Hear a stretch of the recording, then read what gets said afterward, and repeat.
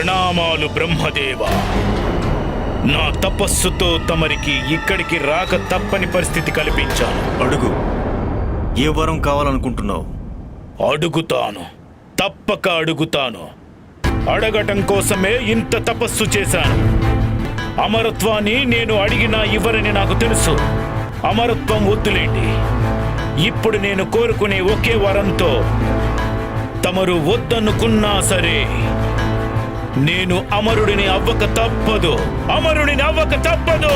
పొడుపు కథలకి ఇది సమయం కాదు తారకాసురా. అయినా అసాధ్యమైన దానిని నువ్వు సాధ్యమయ్యేలా దానిని ఎలా చేయగలవు పుత్ర?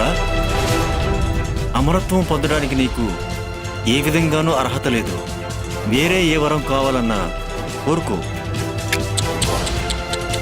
బ్రహ్మదేవా, ఒక వేలుని తిన్నగా ఉపయోగించలేకపోతే ఆ వేలుని వంకరగా ఉపయోగించక తప్పదు. సృష్టికర్త మీరు. ఈ మాత్రం కూడా తెలియకపోతే ఎలా? తారకాసురుడు ఏదైనా కోరుకుంటే దాన్ని సాధించకుండా వదలడు.